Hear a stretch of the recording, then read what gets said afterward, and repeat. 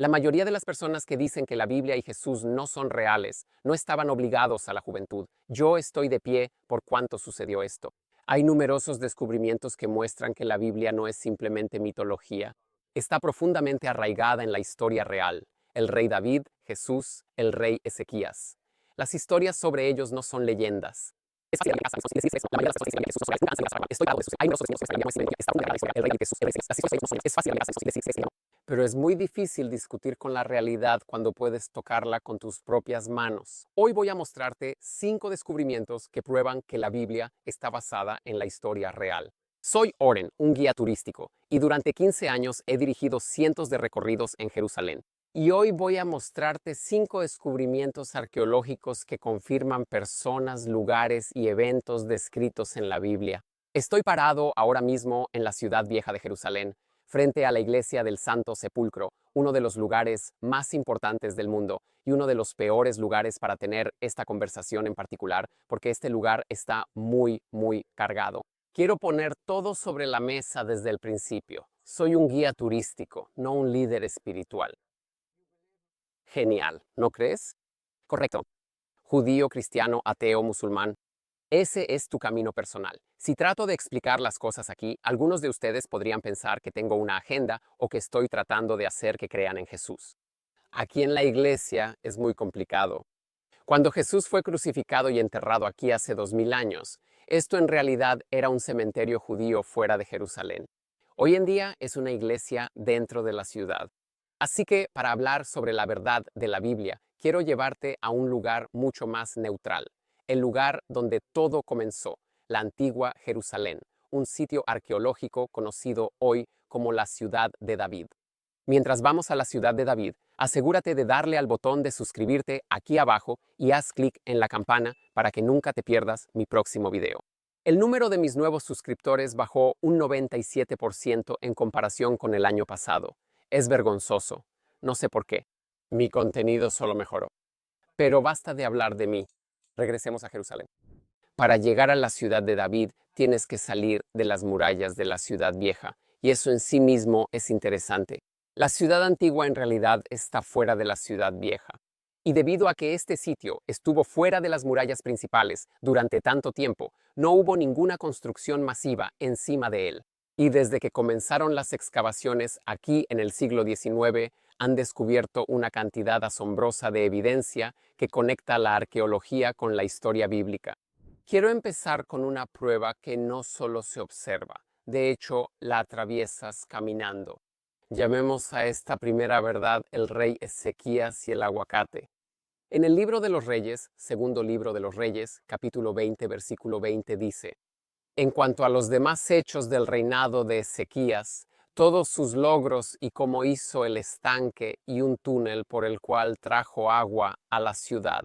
La Biblia dice que el rey Ezequías, quien gobernó Jerusalén en el siglo VIII a.C., excavó un túnel para traer agua a la ciudad. Solo una frase corta, una afirmación histórica muy específica. Así que entendamos por qué el agua estaba fuera de la ciudad y por qué necesitaba traerla. La antigua fuente de agua de Jerusalén es el manantial de Gijón. Como la mayoría de los manantiales, no está en la cima de la montaña, está abajo en la ladera. La ciudad misma fue construida en la cima de la colina por seguridad, pero la mayor parte del agua se necesitaba abajo para regar los campos. Durante siglos así funcionó. La ciudad amurallada estaba en la cima y el manantial de abajo tenía una torre de vigilancia sobre él. Pero durante la época de Ezequías surgió un peligro enorme desde el norte. Sennacherib, el rey de Asiria, inició una gran campaña para conquistar la región. Sabiendo que se acercaba un asedio, Ezequías decidió asegurar el suministro de agua. Para ese momento, la ciudad había crecido y al otro lado de la colina había un punto bajo dentro de las murallas de la ciudad que en realidad estaba más bajo que el manantial mismo.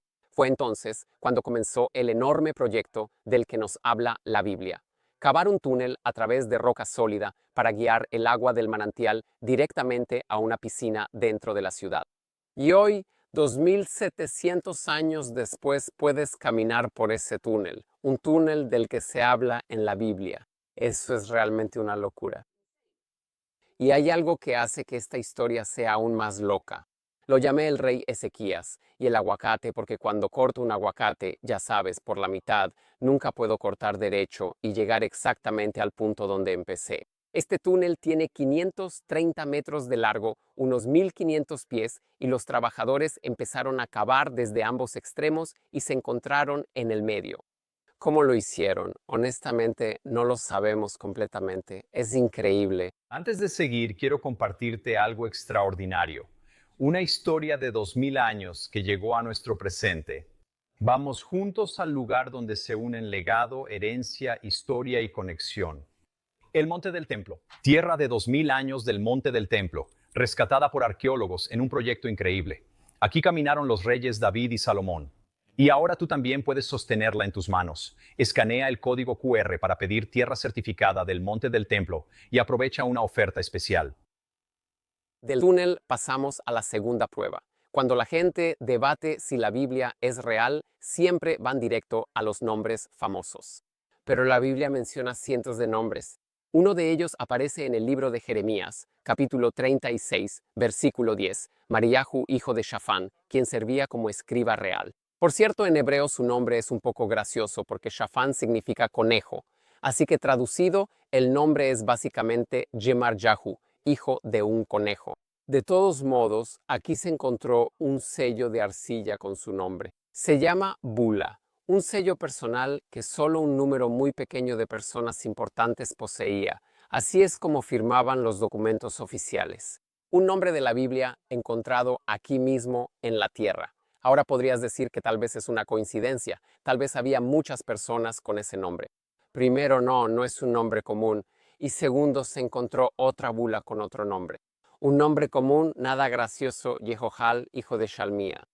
Pero ese nombre nos lleva a la tercera prueba, la destrucción del primer templo. Nadie disfruta una buena destrucción tanto como los arqueólogos. Muros, incendios, terremotos, los arqueólogos viven para los desastres y con buena razón.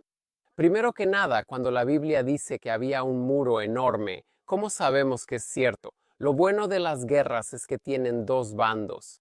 Israel está ubicada justo entre los imperios más poderosos del mundo antiguo: Egipto, Babilonia, Asiria y Persia. Si hay un muro enorme, es muy probable que el otro bando también haya escrito sobre él.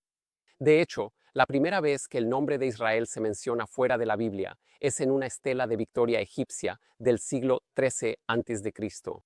Hay tantas guerras en la Biblia donde encontramos inscripciones coincidentes escritas por el enemigo.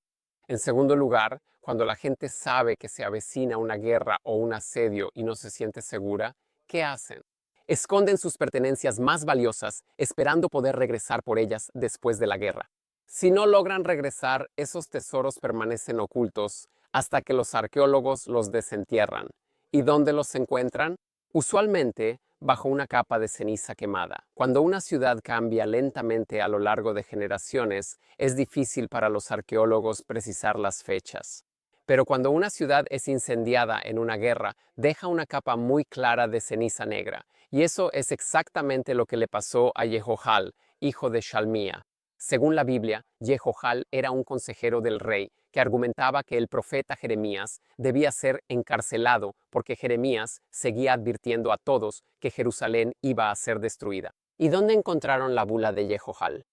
Enterrada en la gruesa capa de ceniza que quedó cuando los babilonios incendiaron Jerusalén en el año 586 a.C., es absolutamente increíble. La Biblia nos habla de un consejero real que quería encerrar a un profeta por decir que la ciudad ardería. Y encontramos su sello exacto enterrado en la ceniza de ese mismo incendio. Acabo de mencionar dos nombres de la Biblia que fueron verificados por la arqueología, pero hoy sabemos de más de 50 figuras históricas mencionadas en la Biblia cuya existencia ha sido probada. Tal vez haga un video dedicado a todos esos nombres. Pero por ahora pasemos a nuestra cuarta prueba y a uno de los nombres más importantes de todos, el nombre mencionado en la Biblia hebrea más que cualquier otro, el rey David. Ahora, el nombre del rey David no se encontró en una piedra aquí. Una famosa inscripción con su nombre fue encontrada al norte, en Tel Dan, pero aquí mismo, en Jerusalén, muchos arqueólogos creen que este puede ser el palacio del rey David. Ahora, seamos completamente precisos aquí. ¿Podemos saber con un 100% de certeza que este fue exactamente el palacio del rey David? No hemos encontrado un tapete de bienvenida que diga "Bienvenido a la casa de David". Pero esto es lo que sí sabemos. Justo en el centro de la ciudad antigua hay una estructura masiva e impresionante con muros de varios metros de grosor. Las piezas de cerámica encontradas aquí datan exactamente del siglo X a.C., que es justamente la época del rey David. La Biblia nos dice que se trajo madera de cedro desde el Líbano para construir su palacio. ¿Y qué encontraron aquí los arqueólogos? Madera del Líbano y hermosos capiteles de piedra que en ese entonces solo se usaban para palacios reales. ¿Entonces puedo decir con certeza que le pertenecía a David? No, pero podemos decir con mucha certeza que si no era de David, pertenecía a su hijo o a sus nietos. Terminemos con nuestro quinto y último lugar, el estanque de Siloé. Durante generaciones, la gente pensó que la Jerusalén bíblica estaba ubicada exactamente donde hoy se encuentra la actual Ciudad Vieja. Pero cuando lees la Biblia con esa distribución en mente, la geografía no tiene sentido. Pero una vez que se descubrió la Jerusalén antigua hace apenas 160 años, todo empezó a encajar. Otro sitio importante mencionado en la Biblia que se descubrió hace apenas 20 años es el estanque de Siloé y fue encontrado completamente por accidente. En 2004, trabajadores de la ciudad estaban haciendo reparaciones rutinarias de alcantarillado debajo de la ciudad de David. Sus herramientas golpearon algo sólido, unos escalones de piedra enormes. Inmediatamente se detuvieron y llamaron a los arqueólogos. Lo que descubrieron fue el estanque de Siloé, una enorme piscina pública que data del siglo I a.C., exactamente donde la Biblia decía que debía estar. Y este descubrimiento ocurrió hace apenas 20 años. Solo imagina qué más sigue escondido bajo la tierra, esperando ser encontrado. El libro de Isaías menciona el agua de Shiloah, Nehemías también la menciona, y en el Nuevo Testamento, en el libro de Juan, Jesús envía a un hombre ciego a lavarse en el estanque de Siloé. Por cierto, es interesante notar que Jesús no realizó su milagro dentro de una iglesia, porque las iglesias aún no existían. No lo hizo en una sinagoga, ni siquiera en un templo. Según el Nuevo Testamento, los dos milagros que Jesús realizó en Jerusalén ocurrieron justo al lado de estanques públicos de agua. Lo encuentro interesante. Recientemente, los arqueólogos abrieron completamente el antiguo camino de los peregrinos que va desde este estanque directamente hasta el monte del templo. El mismo camino exacto que cientos de miles de judíos recorrieron hace miles de años, siendo Jesús uno de ellos, y el mismo camino que podemos recorrer hoy en día. Mientras caminamos por este antiguo sendero, quiero que pienses en algo. Aquí mismo, en un solo lugar, en un video corto, vimos 5 descubrimientos, 5 momentos donde la arqueología y la Biblia se encuentran en el mismo lugar. Ya seas religioso, secular o estés en algún punto intermedio, hay algo que es difícil de negar. Las personas que escribieron estos textos estaban describiendo un mundo real, y ese mundo todavía nos espera bajo nuestros pies. Imagina cuánto más aprenderías y cuánto mejor entenderías la historia bíblica, si vinieras aquí por una semana completa o un viaje de 10 días para explorar docenas de estos sitios. Si no puedes venir aquí en persona, puedes revisar mi curso magistral de Jerusalén con toda mi guía personal y análisis profundos. El enlace está abajo en la descripción. Y por supuesto quiero agradecer a mis seguidores en Ko-fi. Gracias a su apoyo, puedo seguir haciendo más videos y mostrarles la increíble historia de la tierra de Israel. Nos vemos en el próximo video. Yalla bye.